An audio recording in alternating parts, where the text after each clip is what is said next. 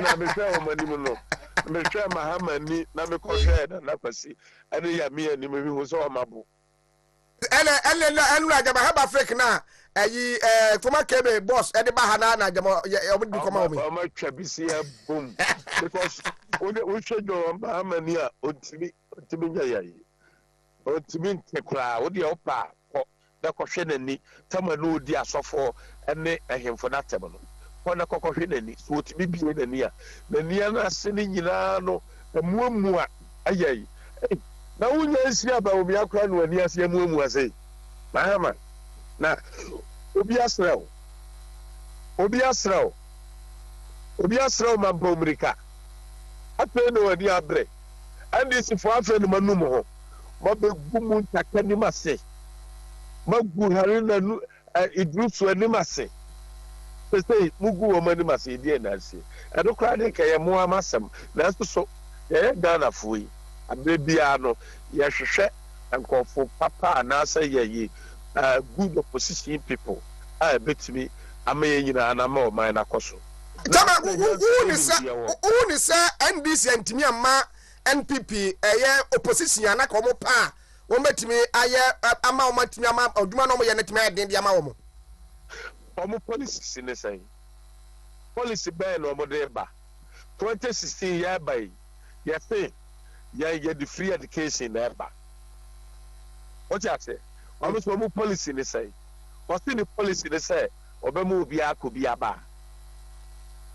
24/7 it's why so the person the bank konkobo why the person the bank konkobo what you say I am Mahama spokesperson say Mahama there book because say a doctor recommendation say odom samo mo yali enti we yali enti what you say na ana I the spokesperson eka say Mahama wayare enti doctor say omusa hey ade Mahama waduro nyakura o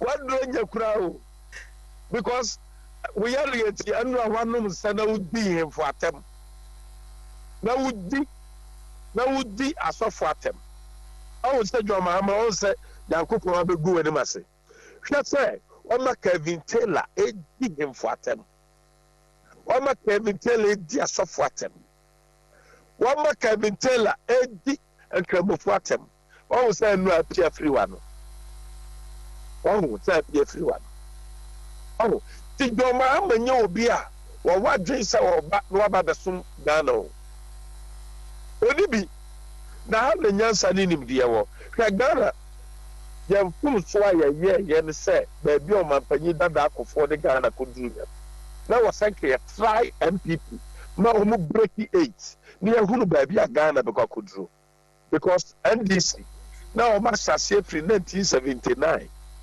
ana o mu gemu adema Dr. Hilary Mam ana o mu sa ba 1981 ana o mu to aso sa ba 2000 eti na o ma di be enough o mu to yentimi huru policies bia wo ho na tenkwa the make senyansa wo mu ne say abai bia sabai te so na sta wo se sano a ade asie ne say enuma bia ye bia no ye jai mfie mienu sakwan ne ye ya ye bigya mfie mienu emfa wo sere otuti ano na so wankwakoto eti akwan ahodo ane abai enuma te se hospitals ne ade nyina no ye bigya mfie mienu eti asantema ne Ghana man ye pese ye chai enuma akufu adu ye mfie mienu to na mfie mienu no odi afi baako abaye mputu djuma na adi afi baako akọ election Mahama no so o mabie wo eti him fa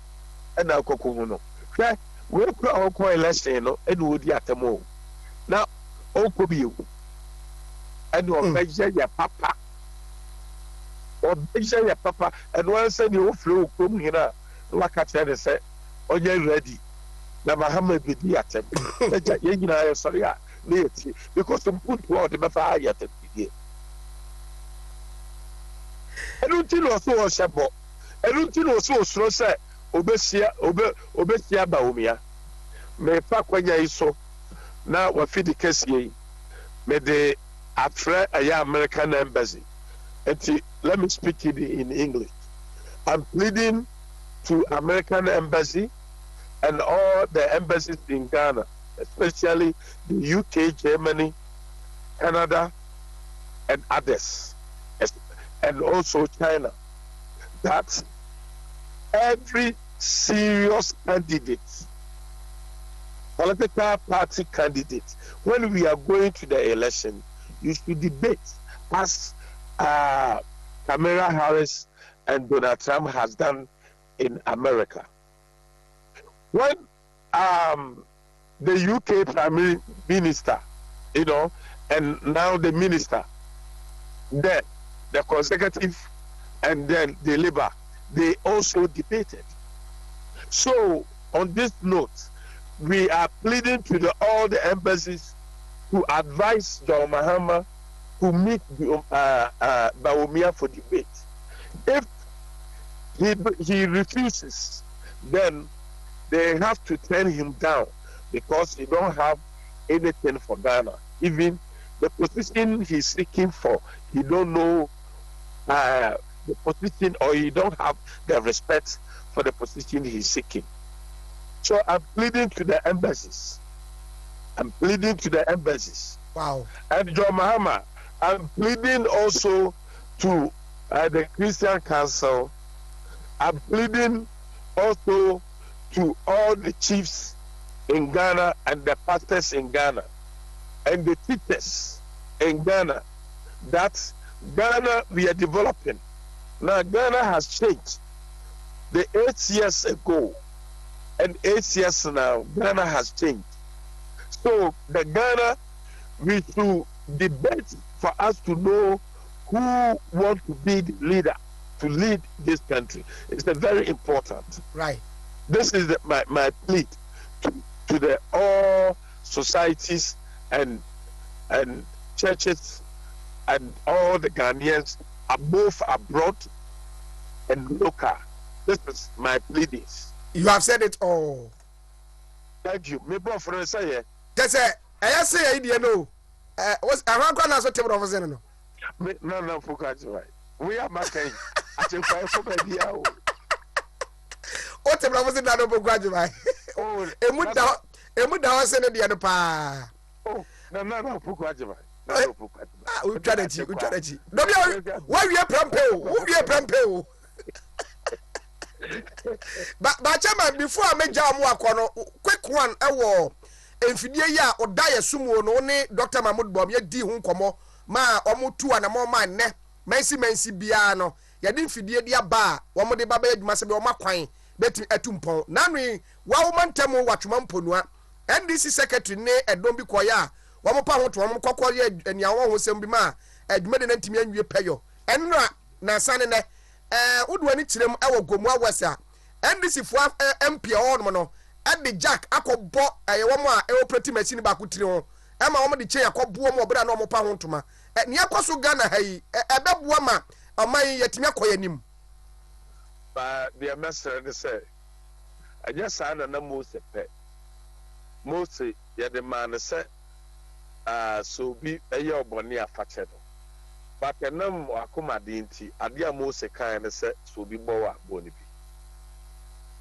Eti kama Wontumi be camp ni plane say Ghana ye mra ne say ye no do ye ho ye masum ye mra ba NDC ni bia obey na adwen say wakonom nsa na o paso dia tu trasem ba bia no mum ka mum na mum no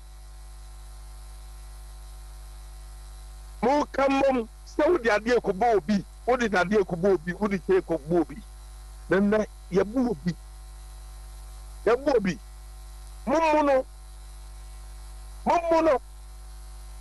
eno na oka obi se wo de mre so nsem na ono de wan fa mre so nsem ene ye bakra ye bono ye bono the American say esi wa hase ya mo hwehwe ba bia NDC 40 ye nyina I find it say Kofi Boakye A friend is a former Ashanti police commander. Yes.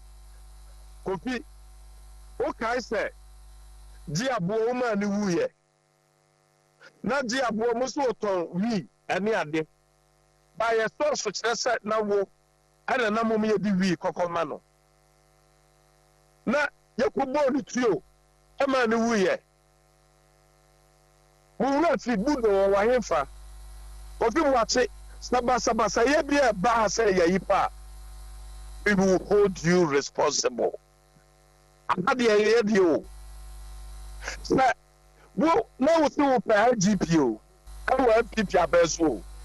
And then, one out to say, and this for say, almost Sabasa has it. I'm going to deal with you.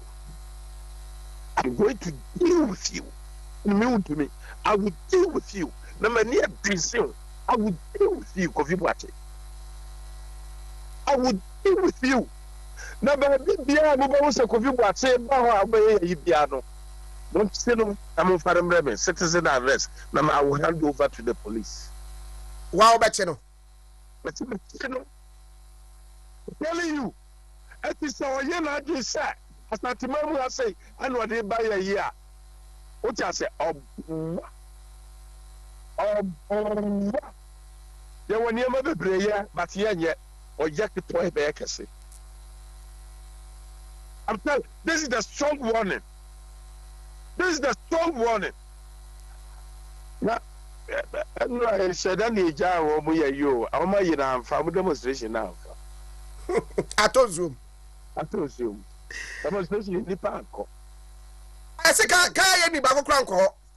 That be almost your way support. I'm yet training. I'm with their bag. I'm doing almost. Also, I call vet, little vets, and any area, technical schools near the end.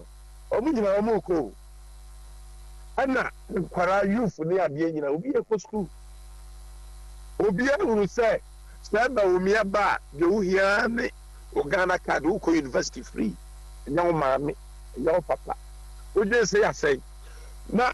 Before say a man in Uncle Walker, Mobaya, I know I'm Pam. No more Babicum. No more Babicum. Mobaya in the sofa lie, interchange in the Muja Guho. Hey, Sabu Cochrane, stay bit my double road, nothing a free. It's what kind of Bible now, Sakai. Remember. I think what? Mami yao. Ma jama me da se ene no pay e won koma oni madi. Echire bebo nkomo. Aso ni foko trolley bi so mtro bi amadi aba. Bebo ato madam Roma ya dama se.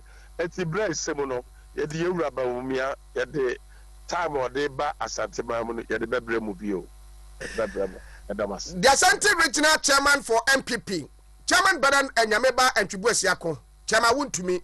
Governor ane nedi nkomo ene anopay foko ajugwa ye chama kasa bibia dadi mete mejeno so pa na onu ade ba kwa chema ye dabi enu ase na wo hwe ye ne Kofi Dwuma interview ba freak